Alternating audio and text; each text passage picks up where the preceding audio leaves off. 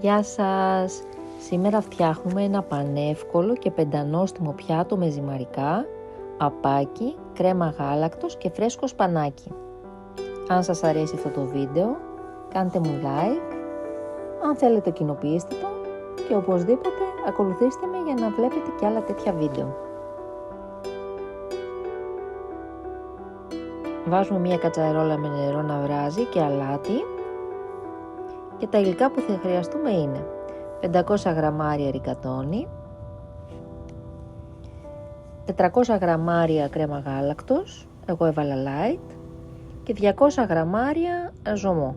Επίσης θα χρειαστούμε ένα κρεμμύδι, 2 σκελίδες σκόρδο, 200 γραμμάρια παρμεζάνα και μία κούπα από σπανάκι.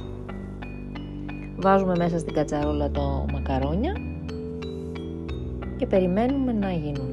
Βέβαια θα χρειαστούμε και 200 γραμμάρια παπάκι, το κυρίως υλικό μας, το πεντανόστιμο παπάκι.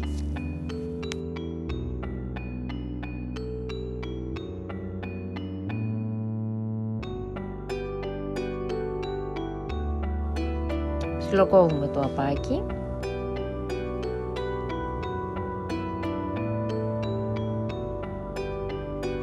Το κρεμμύδι.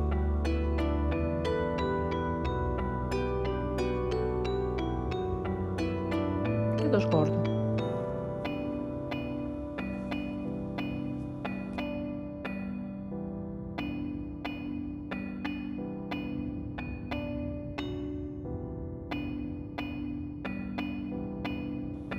Φροντίζουμε τα ζυμαρικά μας να είναι al dente, μην τα παραβράσουμε.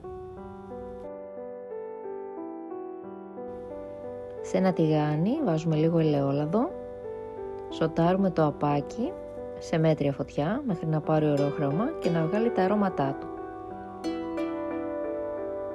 Βεβαίως βάζουμε και το κρεμμύδι και το σκόρδο και τα σοτάρουμε όλα μαζί.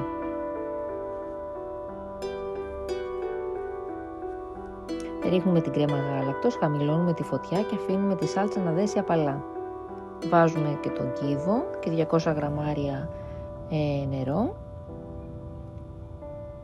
και μετά προσθέτουμε το σπανάκι μας. Το κόβουμε με τα χέρια, δεν χρειάζεται να το ψιλοκόψουμε. Όταν δέσει κάπως η σάλτσα προσθέτουμε την παρμεζάνα και αμέσως μετά τα ζυμαρικά μας.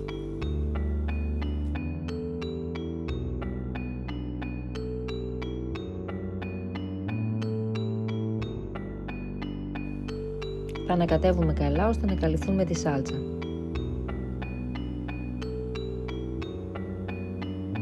Το πιάτο μας είναι έτοιμο. Απλό, κρεμώδες και γεμάτο γεύση. Αν σας ενδιαφέρει, κοινοποιήστε το και κάντε μου like. Ευχαριστώ. Γεια σας!